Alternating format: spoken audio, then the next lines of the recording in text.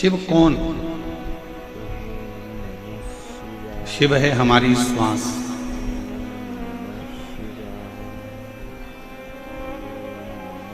और जब तक शरीर में शिव रूपी श्वास चल रही है तब तक ये शरीर है।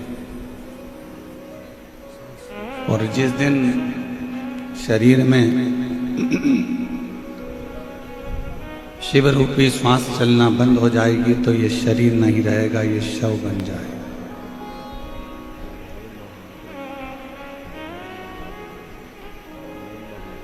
दवा एक्सपायर होती है, खाने की वस्तु एक्सपायर होती है,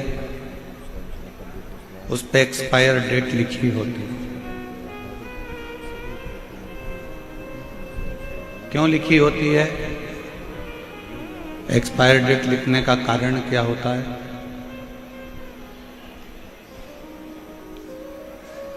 कि 15 तारीख को ये दवाई एक्सपायर हो जाएगी तो 15 तारीख के पहले इसको खा लो। बोलो सही है कि गलत है? जम के बोलो जरा। खाने की कोई वस्तु है, उस पर एक्सपायर डेट लिखी है कि ये 20 तारीख को एक्सपायर हो जाएगी तो 20 के पहले इसको खा लो।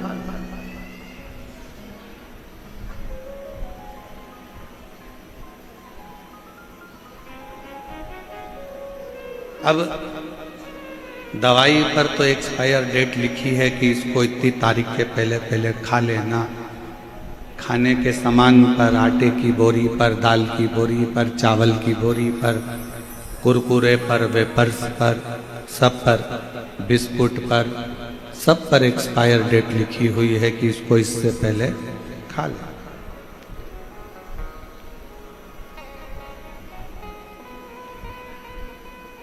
पर मनुष्य की एक्सपायर डेट कब है ये किसी को नहीं मालूम।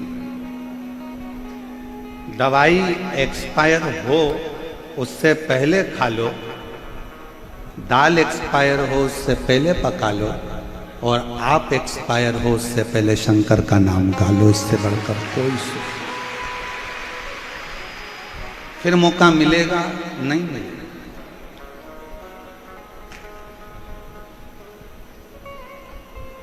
अच्छा ईमानदारी से बोलना रे जयपुर वालों, मेरी जयपुर की जीजियों, मेरे जीजाओं, मेरी बेटियों, मेरे बेटाओं, मेरी माँओं, मेरी पिता तुल्य भाई बंधु, सबको कहूँ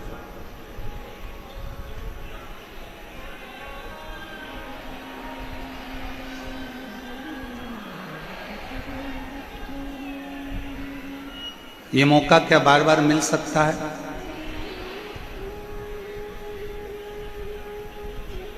और अभी की हालत देखकर तो ऐसा लगता है कि दूसरी बार मिलना भी कठिन हो जाएगा।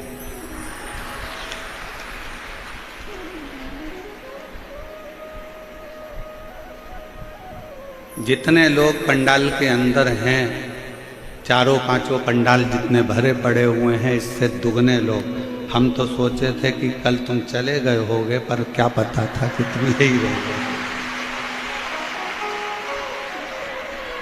अच्छा, तुम्हारी भी आदत ऐसी है ना कि बाप के घर आए हो, बिना कुछ लिए जाओगे कैसे? बात तो वहां अड़ जाती है।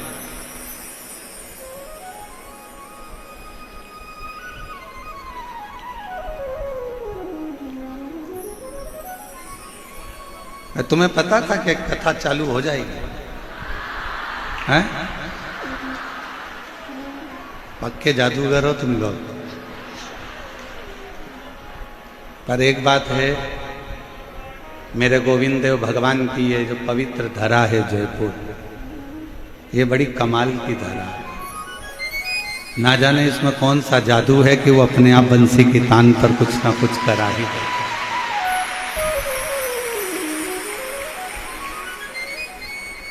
और मैंने तेरे ही भरोसे बाबा, तेरे ही भरोसे आवाज उड़ती जाएगी बाबा, और है तो छड़ी नाम रखी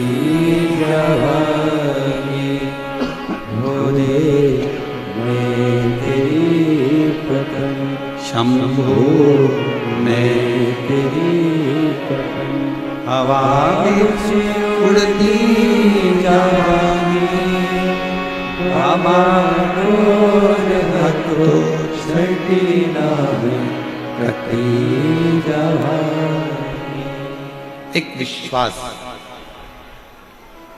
दवाई एक्सपायर हो उससे पहले उसको खा लेना चाहिए, वस्तु एक्सपायर हो उससे पहले उसको खा लेना चाहिए, और मनुष्य की देह ये शरीर एक्सपायर हो उससे पहले शंकर का नाम, शिव नाम गा लेना चाहिए, फिर मौका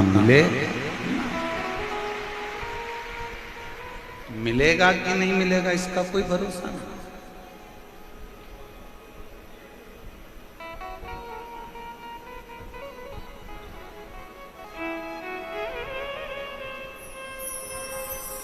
ये शिव की उदारता से, ये शंकर की करुणा से प्राप्त होगा। ईसर गोरा शिव महापुराण की कथा कहती है कि भगवान से रोज प्रतिदिन प्रार्थना करा कि दवा और दुख ये दो मेरी जिंदगी से कम कर देना, मेरे जीवन से ये दो चीजें कम कर देना। क्या क्या? दवा और दुख।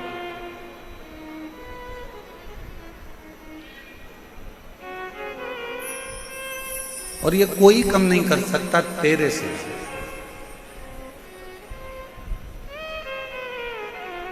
तेरी कृपा होगी तो दवा भी कम होगी, और तेरी कृपा होगी तो दुख भी कम होगी।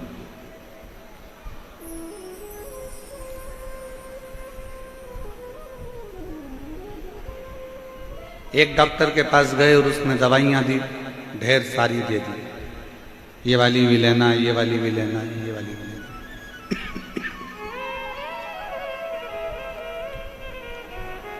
दूसरे के पास गए तो उसने थोड़ी दवाई कम कर दी। फिर एक और के पास गए तो उसने भी थोड़ी दवाई कम कर दी।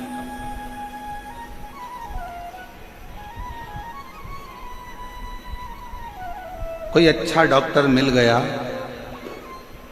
और अच्छे डॉक्टर ने जांच करा, और जांच करने के बाद देखा कि इसको कौन सी दवाई की जरूरत है, वही दवाई एक दे दी जाए जिससे ये ठीक हो जाए।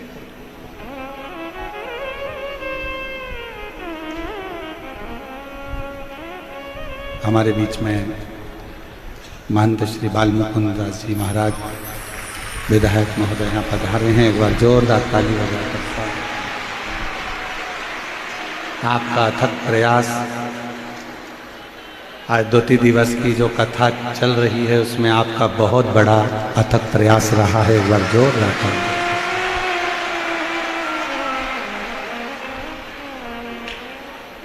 और आपने तो कल मंच से ही कह दिया था कि कथा चालू रखिए, और कथा होगी। एक संत की वाणी, साधु की वाणी, तपस्वी की वाणी से शिव तत्व।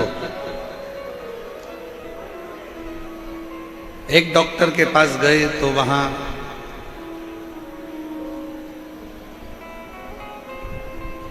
उसने कोई दवाई ज्यादा दी होगी, दूसरे ने कम दी होगी, तीसरे ने कम दी होगी। कोई स्पेशलिस्ट ढूंढा।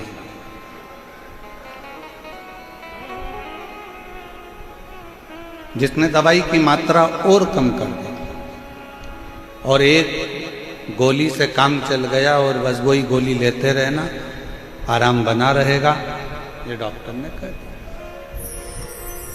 एक गोली लेते। वेद व्यास जी महाराज ने भी अपनी 18 पुराण की रचना करी, और 18 पुराण में से एक पुराण शिव महापुराण को ऐसा बना दिया कि ये वो टेबलेट है, ये वो गोली है कि इस शिव महापुराण को सुनते रहना तो जिंदगी के सारे दुख अपने आप कटते चले, अपने आप कट। ये वो टेबलेट है। 18 पुराण में से केवल एक शिव महापुराण ऐसी है जिसमें सारे उपाय, बेलपत्र कैसे चढ़ाना, दूध कैसे चढ़ाना, काली मिर्च कैसे चढ़ाना, दुर्वा कैसे चढ़ाना, अरहर दाल की पत्ती कैसे चढ़ाना, कैसे तुलसा चढ़ाना, कैसे बेलपत्र चढ़ाना, कैसे जल चढ़ाना, कैसे धतूरा चढ़ाना, कैसे दही चढ़ाना, ये शिव महापुराण में वर्णन किया। और पूछा गया है, ऐसा नहीं कि प्रश्न नहीं करे। शिव महापुराण के 24,000 श्लोकों में 12 संहिताओं में जो वर्णन किया गया, उसमें कई प्रश्न सामने आकर खड़े होते हैं। आज के जमाने के जैसी शंका नहीं है,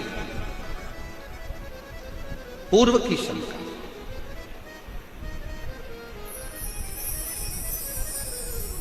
कितना सुंदर प्रसंग आता है कि चंचुला देवी ने कथा सुनने के पहले एक प्रश्न ईसर गोरा जी की साक्षी में तुमरुका जी से कर लिया।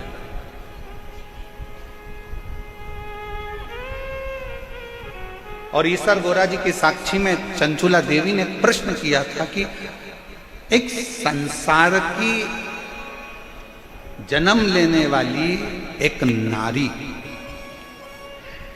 संसार में जन्म लेने वाली एक स्त्री, संसार में जन्म लेने वाली एक कन्या, संसार में जन्म लेने वाली एक लड़की के जीवन का सबसे बड़ा धन कौन सा? कौन सा धन? एक लड़की के जीवन का सबसे बड़ा धन कौन सा है? और दुनिया के लोगों ने शिव महापुराण को अच्छे से अध्ययन नहीं करा तो उन्होंने बहुत कुछ छुपाया। कई लोगों ने तो शिव पुराण को जाना भी नहीं सही से, और उस पुराण पर लोगों ने आक्षेप भी लगाया। कौन सा धन एक लड़की के लिए, एक महिला के लिए, एक स्त्री के लिए चंचुला देवी पूछती है कि एक स्त्री का सबसे बड़ा धन कौन सा है? और आप सब आश्चर्य करेंगे कि गुरुजी ऐसी बात करते हैं कि दुनिया का सबसे बड़ा धन एक लड़की के लिए, एक स्त्री के लिए, तुमरुका जी ईसर और गोरा जी की साक्षी में कहते हैं, दुनिया का सबसे बड़ा धन एक लड़की के लिए, एक स्त्री के लिए शिक्षा है, और उससे अच्छा धन दुनिया में कोई नहीं। शिक्षा से बड़ा कौन सा धन होगा?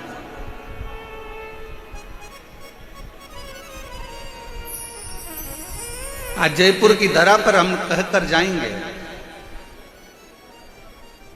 आप बेटों को जितना पढ़ाओ ना, उससे दुगना अपनी बेटी को पढ़ाना। आज जयपुर की धरा से, राजस्थान की इस पवित्र भूमि से हम कहकर जाएंगे, तुम बेटों को जितना अध्ययन कराओ, उससे दुगना बेटी को पढ़ाना। और याद रखना, बेटी की शादी जब करो ना, तो कन्यादान देने की जरूरत ना पड़े, बेटी को शिक्षा का दान ऐसा देकर भेजें। अपनी बेटी में वो शिक्षा देकर भेजना, उसको संस्कार देकर भेजना, उसको अच्छे कॉलेज में, अच्छे स्कूल में अच्छी एजुकेशन उस बेटी को कराना। स्वामी विवेकानंद जी को भी जन्म देने वाली एक स्त्री है, रामकृष्ण परमहंस को भी जन्म देने वाली एक स्त्री है, मीराबाई को भी जन्म देने वाली एक स्त्री है, कर्माबाई को भी जन्म देने वाली एक स्त्री है, महाराणा प्रताप जी को भी जन्म देने वाली एक स्त्री है, छत्रपति वीर शिवाजी को भी जन्म देने वाली एक स्त्री है। अगर नारी उच्च शिक्षा को ग्रहण करती है और कोई अच्छे गुरु के सानिध्य में रहकर जब वो शिक्षा ग्रहण कर लेती है, तो जीजाबाई, अहिल्याबाई, झांसी की रानी लक्ष्मीबाई जैसी जन्म लेकर अपने बच्चों को जन्म देती।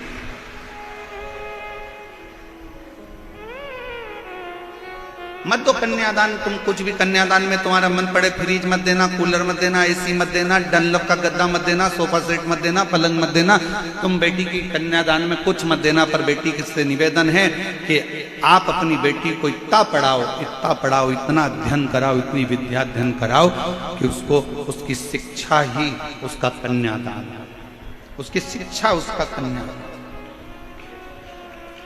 क्या है? रतन।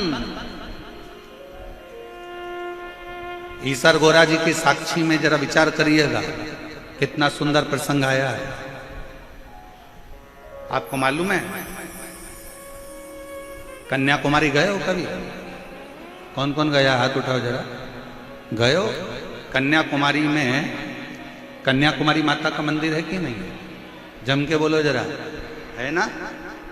क्यों है? किस लिए? ये शिव महापुराण की कथा कहती है, जब बाणासुर ने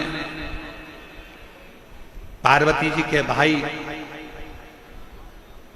को गलत संगत में लेकर चले गया, और गलत संगत में पार्वती जी के भाई को जब गलत संगत में लेकर गया और उसको गलत संगत में डालकर एक दिन माता पार्वती के भाई हिमालय राज के पुत्र का जब संहार कर दिया, संहार कर दिया, उसने नहीं मारा, पर उसने अपनी चाल से, अपनी रचना से उसने पार्वती जी के भाई को मरवा दिया, हिमालय राज के पुत्र को मरवा दिया।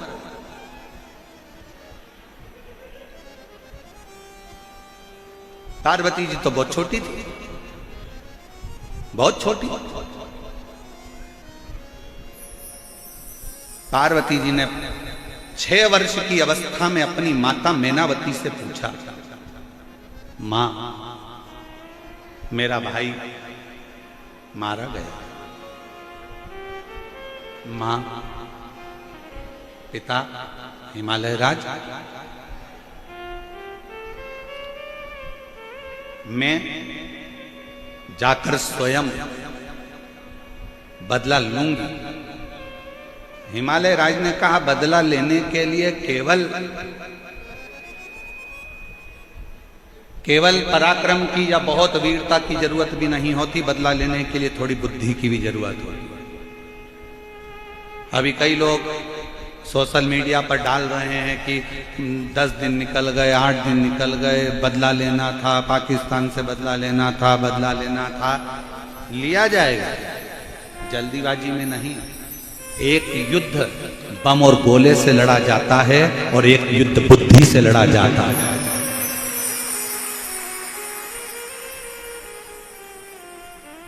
एक युद्ध हथगोलों से लड़ते हैं, एक युद्ध बंदूकों से लड़ा जाता है, तोपों से लड़ा जाता है, गोलियों से लड़ा जाता है, और एक युद्ध बुद्धि से लड़ा जाता है।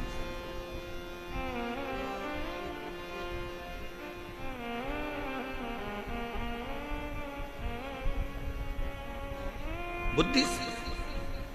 पार्वती जी ने पूछा अपने पिताजी से, मेरे भाई की हत्या का बदला मुझे लेना है, मैं कैसे लूं? तो भगवान हिमालय राज के शब्द एक एक घर की महिलाओं के चित्त वृत्ति में और एक एक घर के पुरुष की चित्त वृत्ति में बैठना चाहिए। ये शिव पुराण का शब्द महाराज जी ने व्यासपीठ से जयपुर में कहा था, ये शब्द आपकी बुद्धि में रहना चाहिए।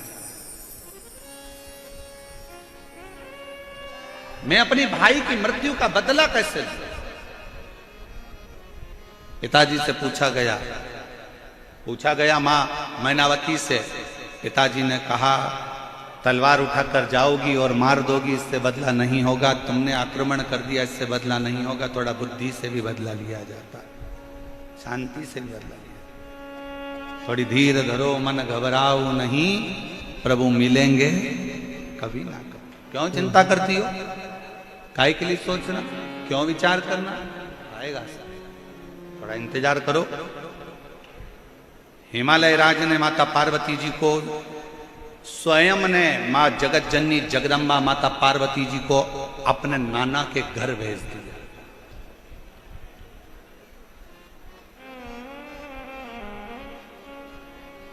पार्वती जी को अपने नाना के घर भेजा।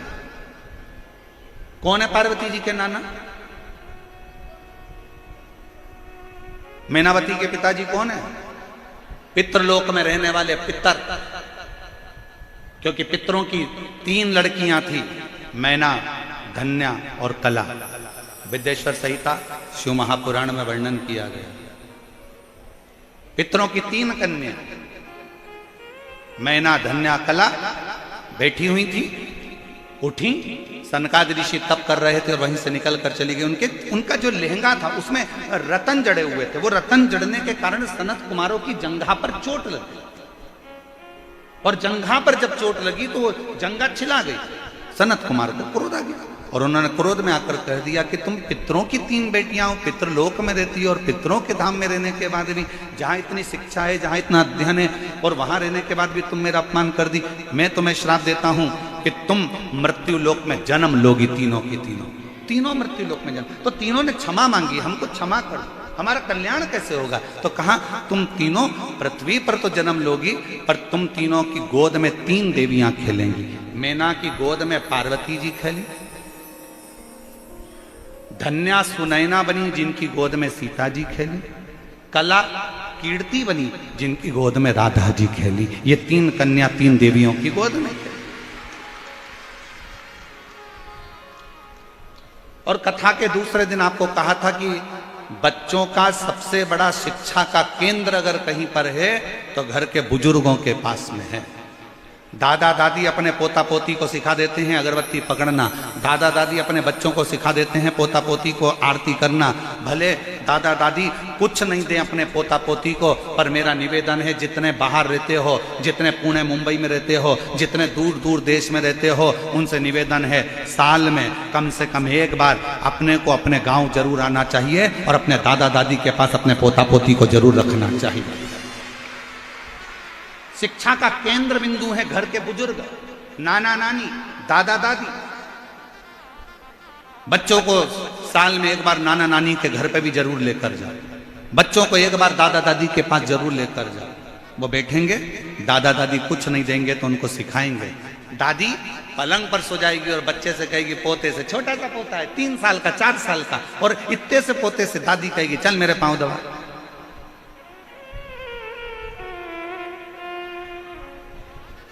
चल मेरे पांव दबा। अब पोता कितना बड़ा है, जम के बोलो जरा, कितना बड़ा है? 4 साल का, 3 साल का।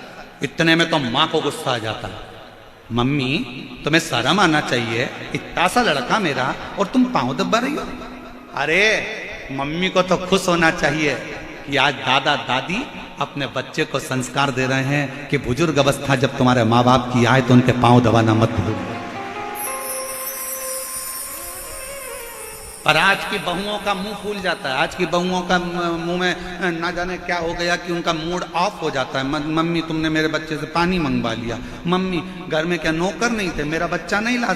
अरे दादा दादी अगर बच्चे को पानी लेना है रसोई घर में भेज रहे हैं, तुम खुश होना। दादा दादी बच्चे से कह रहे हैं मेरे को बाम लगा दे, खुश होना। दादा दादी अगर बच्चे से कह रहे हैं कि मुझे दवाई ला दे, खुश होना। दादा दादी अगर तुम्हारे बच्चे से, तुम्हारे पति से नहीं, तुम्हारे घर के पोता पोती से अगर कह रहे हैं ए बेटा मेडिकल चले जा सामान ला दे, ए बेटा सब्जी लिया, तो गुस्सा मत होना। दादा दादी उस बच्चे को सिखा रहे हैं कि जिस दिन तेरे माँ बाप बूढ़े हो जाएंगे तुझे इसी तरह से सेवा करना है जो आज मेरी कर रहा है। पर हमारी रीत उल्टी हो गई साहब, हमने उल्टा सोचना चालू कर दिया। मम्मी मेरे बच्चे को काम मत बता, मम्मी मेरे बच्चे को काम मत बता।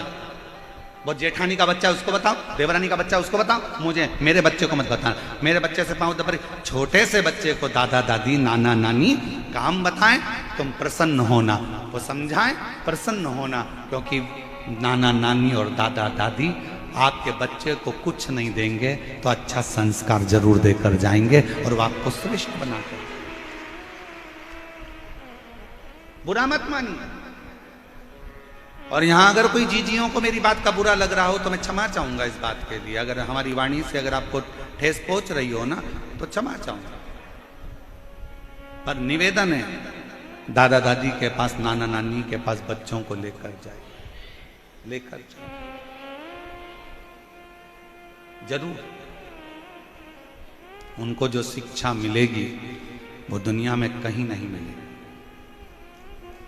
शिव महापुराण की कथा कहती है पार्वती जी को उनके नाना जी के घर शिक्षा ग्रहण करने के लिए भेजा था। अगर तो कोई तुमसे पूछे कि पार्वती जी के गुरु कौन थे तो कह देना उनके नाना नानी। पितरलोक में जो विराजमान थे वो उनके नाना नानी स्वयं गुरु थे। पितृलोक में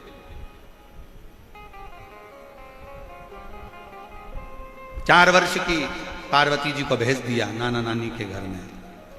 नाना जी की गोद में एक दिन पार्वती जी बैठी थी, पितरों की गोद में बैठी थी, तो नाना जी ने पूछ लिया पार्वती से, गौरा कहते थे पार्वती, हिमालय सुता कहते थे पार्वती। पूछ लिया ए हिमालय सुता, हे गौरा, आज तुम्हें नाना नानी की कैसे याद आ गई, कैसे आई? पार्वती जी कहने लगी मेरे भैया को मारा गया है छल से। और मुझे आपसे कुछ विद्या ग्रहण करना है। कहा क्या विद्या चाहिए? चलो मैं तुम्हें लेकर चलता हूं। पितृ लेकर गए और समुद्र का वो पवित्र तट पर बिठाकर जो शिक्षा देना प्रारंभ करा, कुंवारी अवस्था में जो शिक्षा मिली वहीं पर कन्या कुमारी के रूप में मेरी मां जगत जननी दुर्गा भवानी विराज, शिक्षा की देवी के रूप में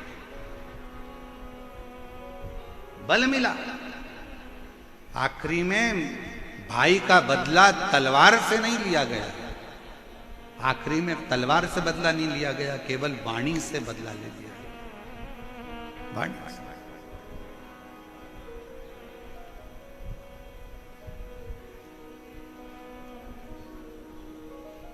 एक नाना नानी क्या देंगे बच्चों को?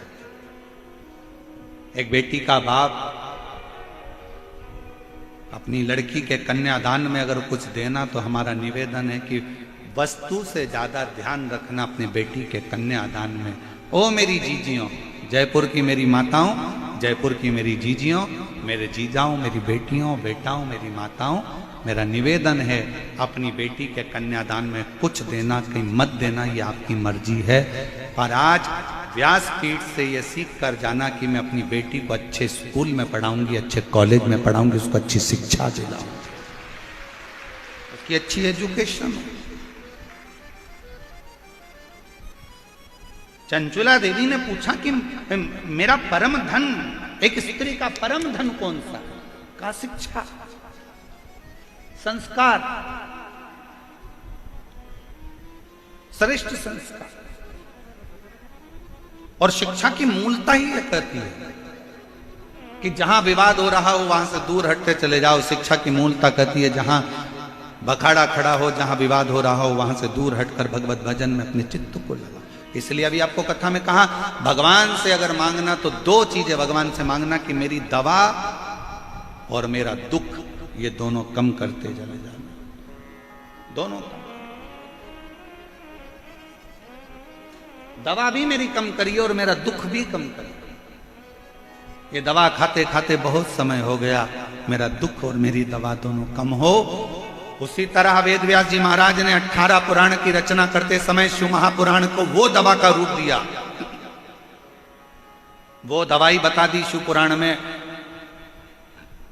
18 पुराण में से शिव महापुराण को वो दवा बता दी कि ये दुनिया के कलिकाल का सारा दुख अगर कोई दिल से शिव महापुराण की कथा को जब सुन लेगा, दिल से जब वो श्रवण कर लेगा, तो उसकी जिंदगी में ना दवा की जरूरत पड़ेगी, ना कोई दुख आएगा, और वो भगवान की भक्ति में लगा।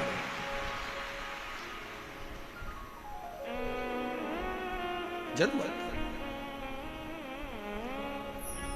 कई लोग प्रश्न खड़ा करते हैं महाराज, बहुत सारे प्रश्न आते हैं, इतने प्रश्न खड़े करते हैं लोग बाग महाराज जी, इतना इतना प्रश्नों का वर्णन है। एक व्यक्ति ने प्रश्न करा बिहार में, अब बिहार तो बिहार ही है, तो वहां प्रश्न खड़ा कर दिया कि तुम कहते हो भगवान भगवान भगवान, भगवान तो दिखता ही नहीं है, भगवान तो नजर ही नहीं आता, कहां है भगवान, कहां है ईश्वर, वो दिखता ही नहीं। हम कहते हैं वो दिखता नहीं है तो भी वो दुख हर लेता। आप सब ने परीक्षा दी है, अरे बोलो तो जम के, कोई ना कोई परीक्षा तो दी होगी। परीक्षा हॉल में बैठते हो तो किताब दिखती है, जम के बोलो जरा।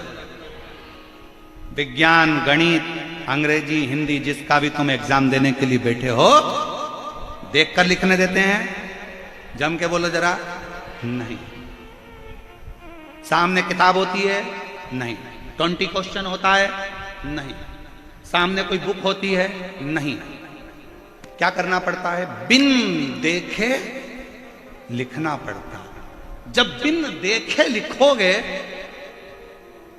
तो रिजल्ट जो आएगा वो तुम्हारे पक्ष में आएगा, और मान लो सामने किताब रख ली और तुम लिखने बैठ गए तो क्या कहलाओगे? नकल चोटे। और तुम्हारा फॉर्म भरा जाएगा और तुम्हें परीक्षा से निकाल दिया जाएगा, तुम्हारा रिजल्ट नहीं आएगा और तुम्हें फेल मान लिया जाएगा। बोलो सही है कि गलत है? अगर तुमने देखकर लिखा तो तुम्हारा रिजल्ट बिगड़ गया। तुमने बस तुम्हारे सामने किताब नहीं है, कुछ नहीं है, सामने कोरी कॉपी है और तुम उस कोरी कॉपी पर अपना याद किया हुआ लिख रहे हो, उसको याद कर रहे हो, तो जो रिजल्ट आएगा उसमें तुम पास हो जाओगे। देखकर लिखा तो नकल कहलाएगी, तुम्हें निकाल दिया जाएगा। अगली परीक्षा में बैठना, 1 साल तक तुम परीक्षा नहीं दे पाओगे, तुम फेल हो जाओगे। लोग कहते हैं तुम्हारा भगवान दिखता नहीं है, हम कहते हैं वो दिखेगा तो फेल हो जाओगे, अगर नहीं दिखता तो पास हो जाओगे। वो नहीं दिख रहा है तो पास हो, उसको याद करो। परीक्षा हाल में याद किया जाता है। साइन थीटा से कॉस थीटा पर कैसे जाना है, कैसे क्या करना है, ये ध्यान दिया जाता है।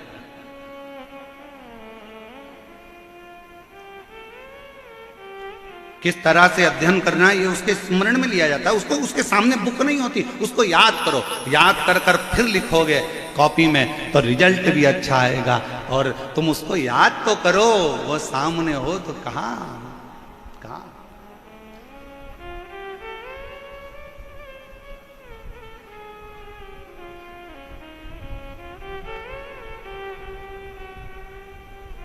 वो कहते हैं ना, बस एक आस उससे बंधी होना चाहिए। एक आस, एक आस उससे बंधी।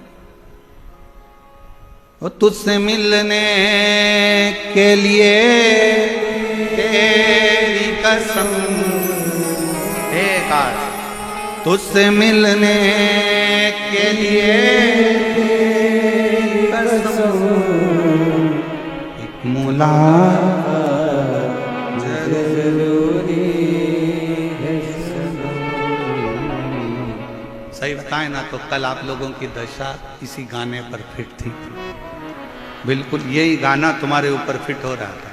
आंखों से आंसू ढल रहे थे महाराज। 3 दिन 4 दिन की कथा हो और बाबा हो दशा। बोलो कल आप लोगों ने कई जीजियों के आंख में ऐसे आंसू देखे होंगे जिनको कभी रोते नहीं देखा। वो भी कल शिव के लिए रो रहे थे, वो भी कल शिव के, उनके आंख में जल भरा। कितनी वो कहा, कितनी बेचैन हूं मैं यार से मिलने के। कितना कितना भीतर से उस परमात्मा को याद किया है, उस परमात्मा को याद किया, इतना याद किया उस परमात्मा को। बस इसीलिए सामने अगर कोई नहीं भी है उसका स्मरण कर लो, दिल से उसको पुकार लो। श्री शिवाय नमस्तुभ्यं, श्री शिवाय नमस्तुभ्यं, श्री शिवाय नमस्तुभ्यं, श्री शिवाय नमस्तुभ्यं, श्री शिवाय नमस्तुभ्यं, श्री शिवाय नमस्तुभ्यं। मात्र याद करो, मात्र। शिव महापुराण का एक चरित्र बड़ा सुंदर है। 12 ज्योतिर्लिंग में से एक ज्योतिर्लिंग को जागृत ज्योतिर्लिंग कहा जाता है। कौन सा ज्योतिर्लिंग? जागृत। और वो जागृत ज्योतिर्लिंग किसको कहते हैं? तो कहा बाबा केदारनाथ जी को। मेरे केदारेश्वर बाबा को जागृत ज्योतिर्लिंग कहा जाता है। इसके प्रमाण कितने हैं? प्रमाण कितने? भविष्य पुराण का एक संवाद बड़ा सुंदर है जागृत ज्योतिर्लिंग का, स्मरण करिएगा जरा। भविष्य पुराण में वर्णन किया गया, बड़ा सुंदर व्याख्यान कहा गया। एक शिव का कोई भगत पैदल अपने गांव से चलकर बाबा केदार का दर्शन करने गया। बाबा चला अपने गांव से, शंभो शंभो शंभो शिव शंकर बम बम बोले हर हर महादेव बोलता बोलता चला। रास्ते में पैदल पैदल अब तो यात्रा बसों से होती है, हेलीकॉप्टर से होती है, गाड़ियों से होती है, ट्रेनों से होती है। पहले लोग चारधाम करने अपने घर से पैदल चले जाते थे, पैदल चले, शिव का नाम लेकर चला। और भक्त जब भगवान शंकर का नाम लेकर जय केदार जय केदार जय केदार केदार केदार जय केदार केदार केदार जय केदार जय केदार जय केदार जय केदार चल।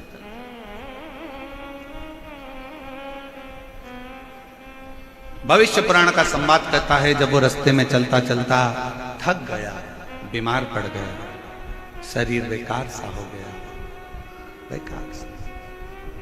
चलते चलते बहुत सा दवाइयों की जरूरत पड़ने लगी, औषधि ली, फिर बढ़ा, फिर औषधि ली, फिर केदारनाथ पहुंचा।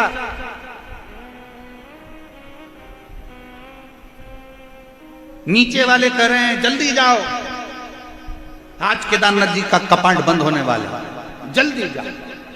तेज चल रहा, केदार बाबा के मंदिर के प्रांगण में पहुंचने के लिए दौड़ पड़ रहा है, हाँ भरा रही है, औषधि शरीर को दे देकर चला रहा है। और केदारनाथ के मंदिर से कुछ ही दूर पर पहुंचा था और फिर बीमार पड़ गया, फिर औषधि की जरूरत पड़ गई, औषधि ली, फिर बढ़ गया। जब दरवाजे पर पहुंचा तब तक तो केदारनाथ का कपाट बंद हो चुका था, ताला लग गया था, चाबी चल दी थी। डोली, पंचमुखी डोली बाबा की निकल कर चल गई। पूछा भैया मुझे केदार बाबा का दर्शन करना है, बहुत दिनों से पैदल चलकर आया, मुझे केदार बाबा का दर्शन करा दो भैया। औषधि ले लेकर चला हूं, पैदल चलता चलता अपने गांव से यहाँ आया हूं, मेरे पास वाहन का पैसा भी नहीं था भैया, मैं पैदल आया हूं, कपड़े भी इतने नहीं है भैया, मुझे ठंड भी बहुत लग रही है, मुझे केदार का दर्शन करा दो। कोई नहीं सुनते, सब पालकी लेकर निकल गए।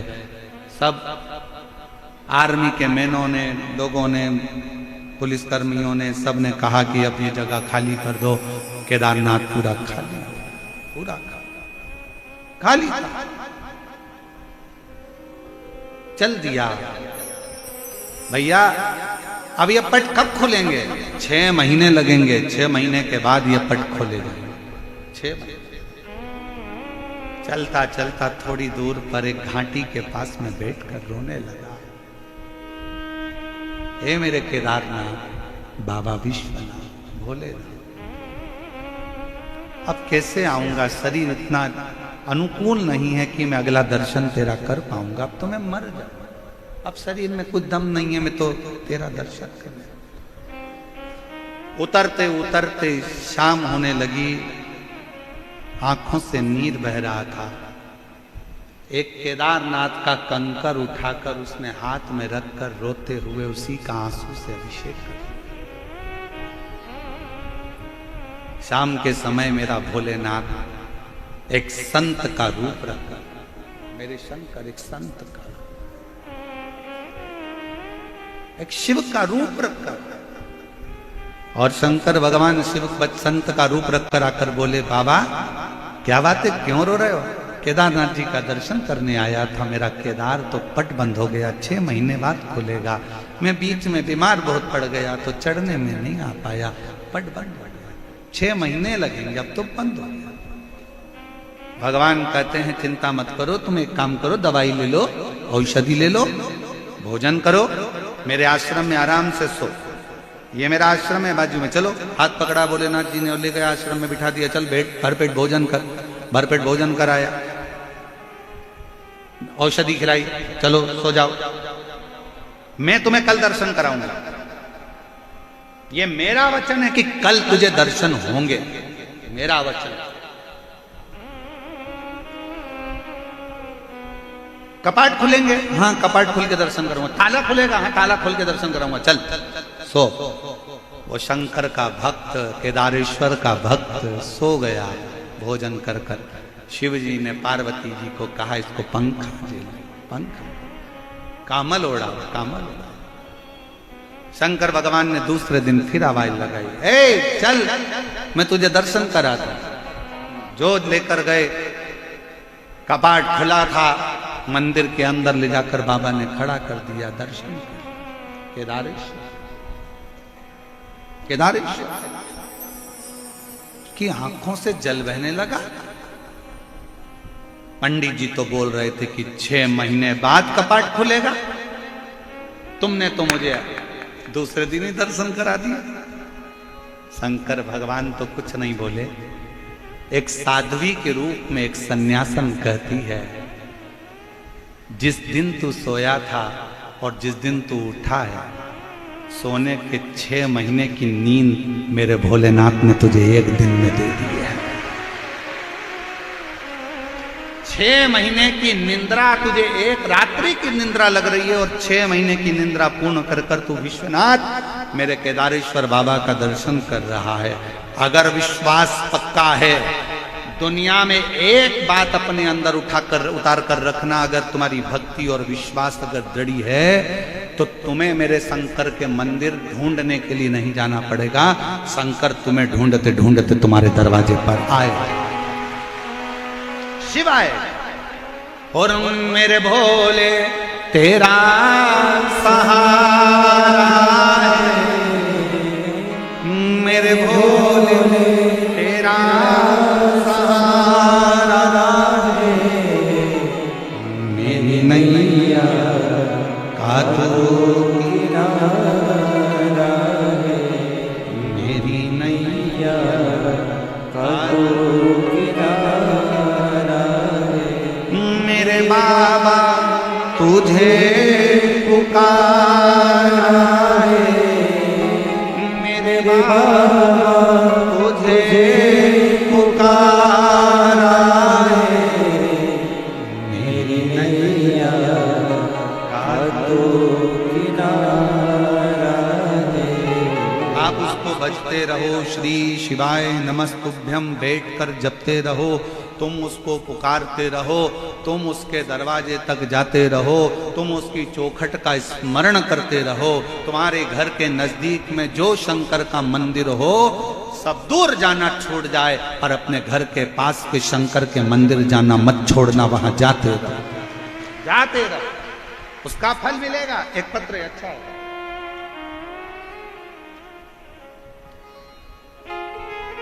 भौरी देवी पत्नी श्री राधेश्याम टेलर, नाम्बा सिटी, जिला डीडवाना।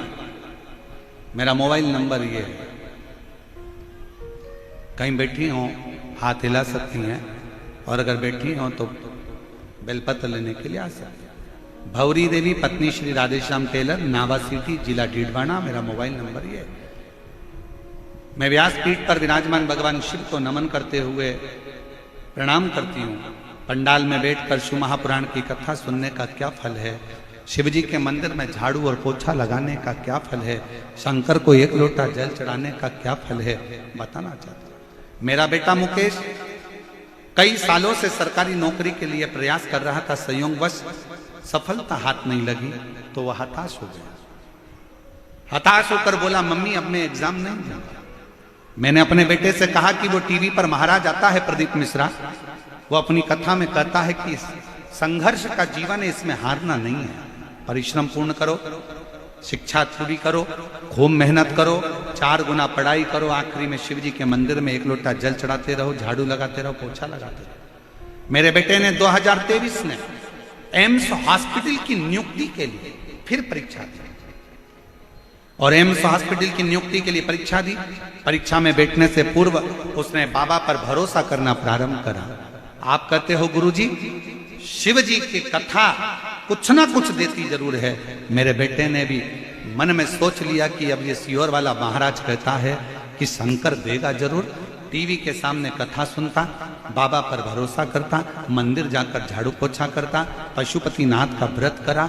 शायद कोई ऐसा लड़का होगा गुरुदेव, शिव जी की कृपा किसको कहते हैं, दुनिया के लोगों को एक जगह नौकरी मिलती है, मेरे बेटे ने 1 फॉर्म भरा और 9 एम्स हॉस्पिटल से नौकरी का अप्लाई आया। महाराज जी, 1 नहीं 2 नहीं, 3 नहीं, 4 नहीं, 5 नहीं, 6 नहीं, 7 नहीं, 8 नहीं। आप लोग एलईडी पर पत्र पढ़ सकते हो। 8 नहीं, अर्थात 9 एम्स अलग अलग स्थानों से मेरे बेटे के लिए पत्र आया कि तुम्हारी मर्जी पड़े कि 9 एम्स हॉस्पिटल में से जो ज्वाइन करना है वो तुम ज्वाइन कर सकते। भरोसा किसको कहते हैं? शिव तत्व किसको कहते हैं? शंकर की अर्वंग भक्ति किसको कहते हैं? एक आनंदता किसको कहते हैं? एक अलमस्ती किसको? विश्वास, भरोसा। एक पत्र और अच्छा है।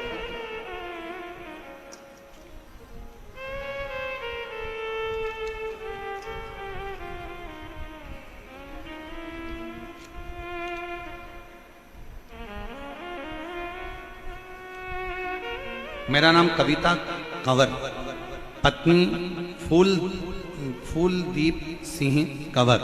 मेरा मोबाइल नंबर ये है, निवासी तुंगा, तहसील बस्सी, जिला जयपुर, राजस्थान से। मेरा मोबाइल नंबर ये है। कहीं बैठी हो तो हाथ हिला सकती हैं, एक बेलपत्र लेने आ सकती है। पत्र को एलईडी पर आप लोग पढ़ सकते हैं। मेरा नाम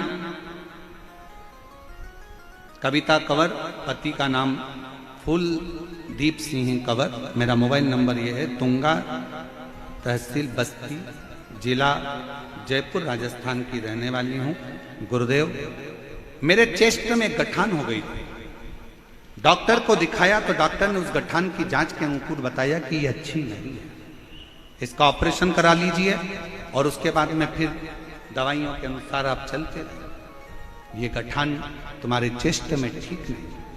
मैं घबरा गई। डॉक्टरों ने कह दिया कि इसके ऑपरेशन की बहुत जरूरत है। हम लोग परेशान हो गए और डॉक्टर कह रहा है कि ये गठान ठीक नहीं है, इसका ऑपरेशन शीघ्र से शीघ्र करो। तभी मेरी एक बहन ने कहा तो चिंता मत कर, टीवी पर शिव पुराण की कथा आती है, डॉक्टर से दवाई ले। सियोर वाला महाराज कहता है कि डॉक्टर भी शंकर का एक रूप होते हैं, वो जैसा बोले वैसा कर। ऑपरेशन की तारीख भी लेकर आ, दवाई भी लेकर आ। डॉक्टर ने ऑपरेशन की तारीख दे दी, दवाई लेकर आ गए और ऑपरेशन की तारीख का इंतजार करते। उससे पहले मेरी जीजी ने कहा कि अपन सब सीहोर चलते हैं, वहां से कंकर शंकर की पूजन कर कर रुद्राक्ष लेकर आते। रुद्राक्ष लेकर आए, पानी में गलाते, शिव जी को चढ़ाते, पानी पीते और बाबा के मंदिर में झाड़ू लगाती, पोछा लगाती, बाबा का श्रृंगार करती और बाबा का श्रृंगार कर कर जल लेकर नंदी के पास बैठकर शिव जी से प्रार्थना कर कर पी लेती। उसी जल को थोड़ा सा चेस्ट पर लगा लेती है। 5 बार मंत्र श्री शिवाय नमस्तुभ्यम का नंदी के कान में बोलकर आती और बाबा से कहती मेरी दुख को मिटाना, बड़ी बीमारी के चांस बताएं। बाबा ने ऐसी कृपा करी, जब मैं ऑपरेशन के लिए गई तारीख पर, उस समय डॉक्टर ने देखकर कह दिया कि आपको ऑपरेशन की जरूरत नहीं है, आपकी गठान पूरी तरह से गल चुकी है, आपको ऑपरेशन की जरूरत नहीं है, गठान गल चुकी है, आप घर जा सकते। एक शिव की भक्ति, एक शंकर की कृपा और एक आपका विश्वास, आपका भरोसा।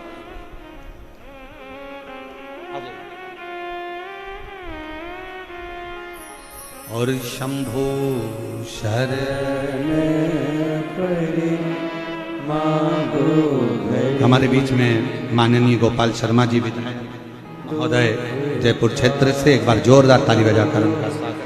दया करी दर्शन आपो, शंभो शरण पड़े मांगो घड़ी दुख काटो। दया करी दर्शन आपो, शंभो शरण पड़े। आप जितना विश्वास शंकर पर करेंगे, शिव आपके सम्मुख में होंगे, उसका भरोसा भरोसा।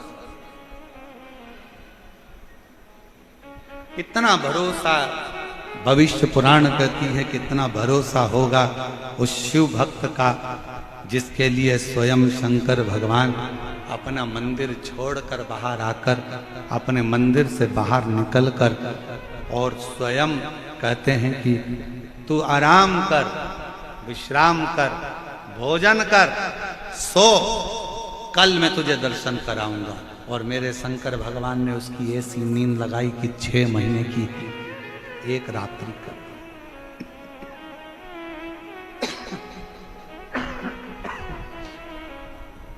छह महीने की एक रात्रि कर दी और मेरे शंकर ने, मेरे करुणा सागर, मेरे उदार शिव ने कर दी। चंचुला देवी जब कथा को सुनने के लिए बैठी है, ईश्वर जी गोरा जी स्वयं यजमान बनकर कथा श्रवण कर रहे हैं और चंचुला के सामने एक प्रश्न फिर आकर खड़ा हो गया।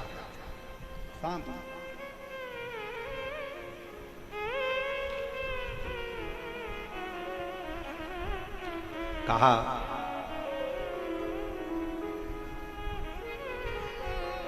अच्छा जब जब प्रश्न आता है ना तब तब शिव मुस्कुराते हैं, शंकर मुस्कुराते हैं। शायद आपको मालूम है कि नहीं मालूम, ये पता नहीं, परंतु एक बात हम बताएं ना, जब जब तकलीफ आती है ना, कष्ट आता है ना, दुख आता है ना, परमात्मा उस दुख को देखकर थोड़ा सा आनंद के साथ पार्वती जी से कहते हैं कि थोड़ा सा मुस्कुरा ले। पार्वती कहती है ये रो रहे हैं और तुम कह रहे हो मुस्कुरा ले। इनकी जिंदगी में कष्ट आन पड़ा है और तुम कह रहे हो मुस्कुरा ले। शंकर भगवान कहते हैं पार्वती जी, इसके दुख भाग्य में ढेर सारे लिखे हैं, अगर वो दुख इसके सामने आते जा रहे हैं, कटते जा रहे हैं और ये शंकर का नाम ले लेकर वो दुख काटती जा रही है, तो समझ ले कि आगे इसका रास्ता क्लियर होते चले जा रहा है, ये बढ़ते चले। क्यों चिंता करना, क्यों विचार करना, क्यों सोचना,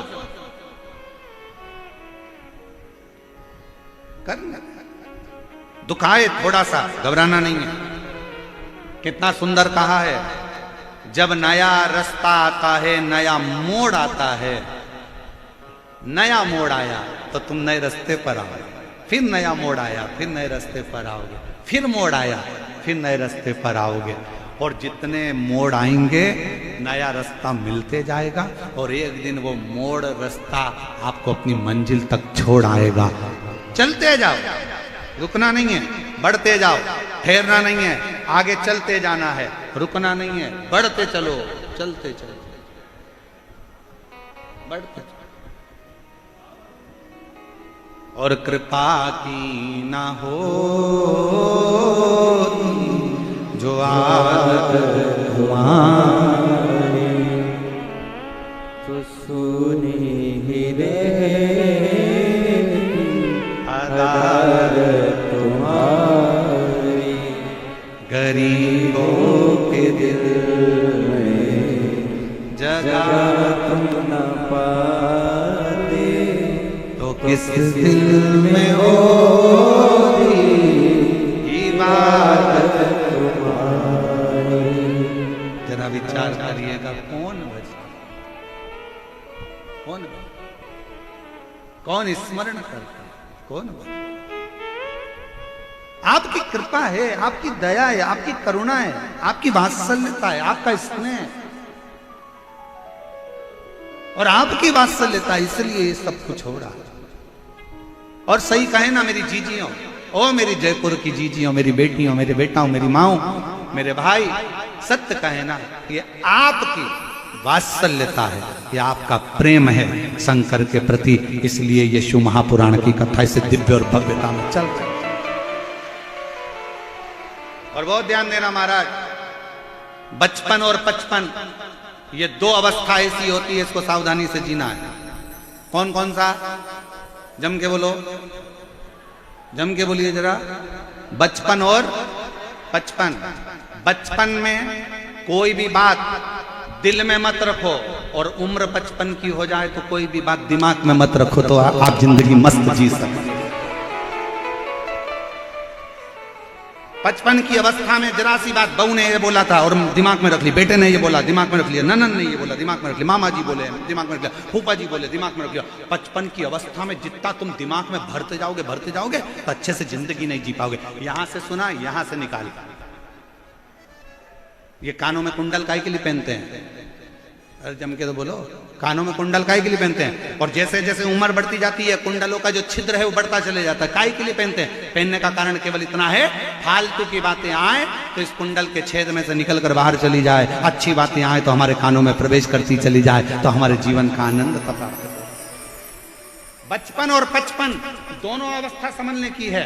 बचपन में कोई बात दिल में मत रखो, बचपन में मेरी मम्मी ने बड़े भैया को बहुत प्रेम करा, मुझे नहीं करा, बचपन की बात बचपन में छोड़ दो। और 55 की जब अवस्था आ जाए, 55 की आयु, जितनी भी 55 साल के लोग यहाँ बैठे हैं और जो आस्था चैनल पर सुन रहे हैं, जो फेसबुक यूट्यूब पर सुन रहे हैं, जो कथा को श्रवण कर रहे हैं, 55 की अगर आयु आ जाए तो फिर बात को दिमाग में मत लेना। बेटे ने क्या कहा था, बेटी ने क्या कहा था, मामा ने क्या कहा था, फूफा जी ने क्या कहा था। आग लगे बस्ती में, जम के बोलो जरा, आग लगे बस्ती में अपन रहो। क्या सोचना, विचार नहीं करना अपने को, छोड़ देना ये विचार।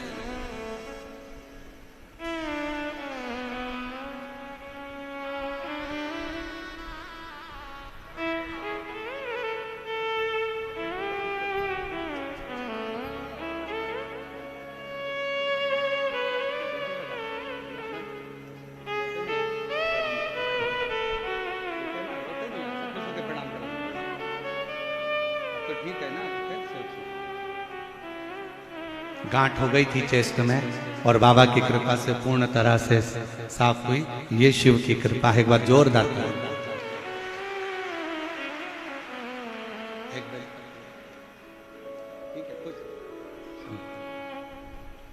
शिव तत्व किसको कहते हैं?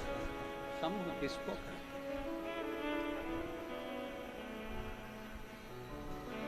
शिव कथा किसको कहते हैं? कुछ दिमाग में नहीं रखना, फालतू बातें कुछ भी दिमाग में आए ना तो छोड़ दे जाओ। फालतू की बातें, बहुत सारी बातें अपनी जिंदगी में आएगी, फालतू फालतू चीजें भी आएंगी, छोड़ते जाओ, अच्छी चीज पकड़ते जाओ। कुछ अच्छा मिले ग्रहण कर लो, कुछ अच्छा प्राप्त हो ग्रहण कर लो, ग्रहण कर लो, धारण कर लो, और बाकी की जितनी चीजें आए उनको छोड़ते जाओ। चंचुला देवी ने कथा श्रवण करते करते ब्रह्मा जी का एक चरित्र है, जिसमें ब्रह्मा जी शंकर भगवान पे शंका कर रहे हैं। शंका याद रखना, बहुत स्मरण अपने अंदर रखिएगा, बहुत ध्यान रखिएगा। एक अपने परमात्मा पर, एक अपनी जन्म देने वाली मां पर, एक अपने पालन करने वाले पिता पर, और एक अपना घर छोड़कर जो तुम्हारे साथ कदम से कदम मिलाकर चल रही है वो अर्धांगिनी पर कभी शंका नहीं करना चाहिए। कभी शंका मत करो। एक अपने इष्ट देव पर, भगवान पर कभी शंका मत करना। कोई तुमसे कहे क्या रखा शंकर जी में, हमारे देवता के पास आओ, कोई कहे हमारे यहाँ आओ, कोई कहे हमारे यहाँ आओ। अपने भगवान पर कभी शंका मत करना, अपने पिता पर कभी शंका मत करना, अपनी माँ पर कभी शंका मत करना। और जो अर्धांगिनी अपना घर छोड़कर तेरे लिए चलकर अपना घर छोड़कर तेरे पास आई है दुल्हन बनकर, उस पत्नी पर कभी शंका मत करना। शंका हमारे जीवन को नष्ट कर, हमारे जीवन को शंका नष्ट कर। किसी ने कह दिया तेरी पत्नी ऐसी, तुमने शंका करना प्रारंभ कर दिया। दूसरे से मिलते हो तो मुस्कुरा कर मिलते हो, और पत्नी से मिलते हो तो दुख मिलाकर, अरे कहाँ फंस गया, कहाँ रोते हुए मिलते, कहाँ। हमने एक बात कथा में कही थी कि दुनिया में 3 चीजें बहुत कठिन है। बोला था कि नहीं बोला था? सुनी थी कथा कि नहीं सुनी? दुनिया में 3 चीजें बहुत कठिन है। पहले नंबर पर हाथी को धक्का मारना, दूसरे नंबर पर मच्छर के पांव में मालिश करना, और तीसरे नंबर पर शादी के बाद पति का मुस्कुराना। ये जिंदगी में सबसे ज्यादा कठिन है, बहुत कठिन। आपकी तो हुई नहीं, हमारा और तो जीवन का सबसे बड़ा सच है, 3 चीजें दुनिया में सबसे ज्यादा कठिन है। पहला, हाथी को धक्का मारना, दूसरे नंबर पर मच्छर के पैर की मालिश करना, और तीसरी बात यह है कि शादी हो जाए और उसके बाद अगर पति मुस्कुराता हुआ दिख जाए तो समझ लेना कि दुनिया की रीति बदल गई है। ये मुस्कुरा रहा है, बहुत, ये दुनिया की सबसे कठिन है। और अगर पति बेचारा शादी में ज्यादा मुस्कुरा लेता है और पत्नी को जब गाड़ी पर लेकर जाता है तो पत्नी सिर पे पल्लू लेकर फिर अच्छे से खूब हंस रहे थे, खूब मुस्कुरा रहे थे। मैं जानती हूं तुम्हारे लक्षण, एक एक लक्षण से मैं सब जानती हूं, तुम्हारे को पहचानती हूं अच्छे से। मेरे साथ कहीं पर भी जाएंगे तो रोतला मुंह लेकर जाएंगे, मेरे माँ बाप के घर जाएंगे तो ऐसा मुंह उतर जाएगा। और शादी में कौन थी वो नीले सूट वाली, कौन थी वो? अब पति कह रहा है वो मेरे बुआ की लड़की है ना, उसकी जो शादी हुई है ना, उसकी ननन की बेचारी है, वो पूछ रही थी कि भाभी कहाँ से हैं, तो मैं उनको बता रहा था कि यहाँ से। तो इतने खुश होगा, तेरा मुस्कुराना गजब हो गया। क्यों मुस्कुरा, इतना मुस्कुरा? बहुत कठिन है मारना, बहुत कठिन। शंका करो, जहां शंका करने की जगह है वहां शंका करना। अपने माता पर कभी शंका मत करना। कोई कह दे कि तुम्हारी मम्मी बड़े को ज्यादा चाहती है, छोटे को कम चाहती है, मंजिले को ज्यादा चाहती है, संजिले को ज्यादा चाहती है, उसको अंगूठी दे दी, उसको चेन दे दी, दम कर कहना वो मेरी माँ है, उसकी मर्जी पड़े, जिसको पूरी दौलत दे दे, उसका अगर आशीर्वाद मेरे सिर पर होगा तो मैं करोड़ों में कमाऊंगा, वो मेरी माँ है। और कोई तुमसे कहे तेरे पिताजी ने बड़े भाई को ये दे दिया, छोटे को वो दे दिया, अरे आप राजस्थान में रहते हो और यहाँ का नानी बाई का मायरा सारी दुनिया सुनती है। नानी बाई के मायरे में एक संवाद आता है, जय कुंवर बाई जब मरी, दादी जब मरी तो अपने पोते को, बड़े पोते को सारी प्रॉपर्टी मिल गई, और छोटा पोता नरसिंह मेहता रोते रोते शंकर के मंदिर में पड़ा था। सारी प्रॉपर्टी बड़ी को मिल गई, बड़े पोते को मिल गई, बड़ी बहू को मिल गई, सब कुछ मिल गया। बड़ी बहू को सब कुछ मिल गया, उसके 2 लड़के भी हो गए। नरसिंह मेहता के तो केवल 2 ही लड़के, नरसिंह मेहता के तो 2 ही बच्चे थे, एक लड़का एक लड़की। 2 बच्चे थे नरसिंह मेहता जी के।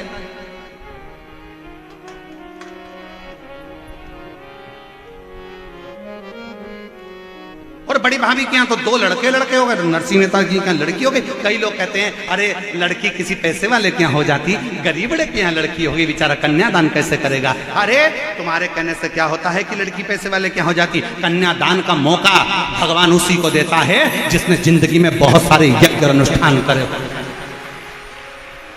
हर किसी के यहाँ लड़की हो जाएगी क्या?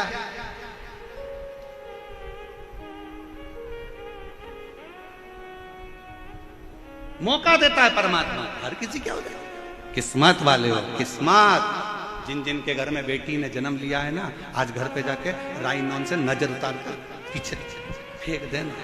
भगवान की बड़ी कृपा है, मेरे घर में बेटी ने जन्म लिया है, और ठाठ से। और जितनी बेटियां मेरी यहाँ बैठी हैं और जितनी बेटियां आस्था चैनल पर कथा सुन रही हैं, मैं उनसे भी कहूंगा, बेटा, दुनिया के लोग कहते हैं बेटा माँ बाप का तर्पण करे, बेटा पिंडदान करे, बेटा तिलांजलि दे, तो माँ बाप करते हैं। पर शिव पुराण कहती है जिसके माँ बाप अगर बेटी का कन्यादान कर देते हैं, उस माँ बाप को पिंडदान की भी जरूरत नहीं पड़ती, वो तर जाता है। इसलिए बेटियों से निवेदन है, ऐसे मोटरसाइकिल सुधारने वालों से सावधान रहना। दूसरे का पेट्रोल डलवाकर, थोड़ी सी गाड़ी की एक्शन दिखाकर 10 रुपए का चाउमीन खिलाकर तुम्हें फंसाने का प्रयास करेंगे। इसलिए लव जिहाद से सावधान रहना और अपने माँ बाप पर भरोसा कर कर अपने माँ बाप को कन्यादान का मौका देना। अपने माता पिता को कन्यादान का मौका दीजिए। माता पिता है तो कन्यादान करे, जीवन की सार्थकता हो। थोड़ा सा बॉडी शॉडी देखी, थोड़ा फैशन मेशन देखा, 10 रुपए का चाउमीन खर्च कर दिया, 50 रुपए का पेट्रोल खर्च कर दिया, उतनी देर में 10-20 बार तुम्हारे मोबाइल में बैलेंस डलवा दिया, 60-60 रुपए का बैलेंस डलवा दिया, और उतने में तुम तुझे ना देखूं तो चैन मुझे आता नहीं, तेरे सिवा कोई और भाता नहीं। बड़े आश्चर्य की बात। और जिस माँ बाप ने पूरी जिंदगी निकाल दी, पढ़ने के लिए जयपुर भेजा, खर्चा करा, जमीन गिरवे रख दी, माँ ने अपना जेवर बेच दिया तेरे पढ़ाने के लिए, और जिस माँ बाप के तू हृदय का चांद का टुकड़ा था, और आज तुझे वो दूसरा चांद पसंद आ रहा, दूसरा कार। थोड़ा समझो, थोड़ा समझो, थोड़ा समझो। दोस्ती किसी से भी हो, पढ़ो कहीं पर भी, पर कह दो मैं अपने माँ बाप के बिना जो मेरे माता पिता चाहेंगे वो कन्यादान करेंगे तो मैं शादी करूंगी, वरना मेरे लिए सब दूर है, सब मेरे लिए सब दे। क्या करना मुझको? 4 पर शंका मत करना कभी भी जीवन में। पहले नंबर पर जम के बोलो, पहले नंबर पर अपना इष्ट देव भगवान, मेरे शंकर पर मुझे विश्वास है, सब वो करेगा, मुझे भरोसा है मेरे शिव जी पर, सब वो करेगा, मैं काय को शंका करूं। एक पत्र है वो देखा है।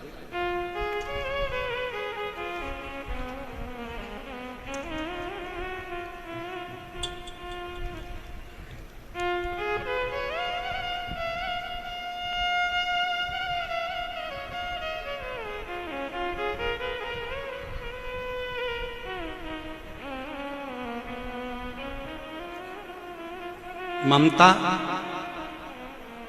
बाबा मैं आबू रोड से आई हूँ। गुरुजी मैं, मेरा नाम ममता है, मैं आबू रोड से आई हूँ। कहीं बैठी हो तो हाथ हिला सकती हैं, आ सकती।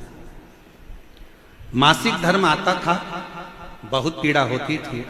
फिर मैंने डॉक्टर को बताया तो बोला कि गर्भाशय में एक नींबू से बड़ी गांठ हो गई। दूसरे डॉक्टर को बताया तो वो बोला कि नींबू जितनी गांठ है इसको निकलवाना पड़ेगा। तीसरे डॉक्टर को बताया तो उसने भी यही बोला कि इसका ऑपरेशन कराना पड़ेगा। चौथे डॉक्टर के पास गई, उसने भी यही बोला कि गांठ सेब जितनी बड़ी हो गई है, इसको निकालना। पत्र को एलईडी पर पढ़ सकते हो। गुरुजी कैसे करवाती ऑपरेशन?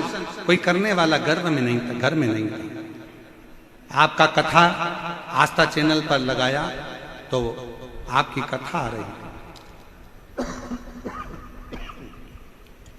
गुरुजी पहली बार आपकी कथा सुनी, आप बोले किसी भी बीमारी हो शिवजी पर चढ़ा हुआ पानी पीना चाहिए, बेलपत्र खाना चाहिए।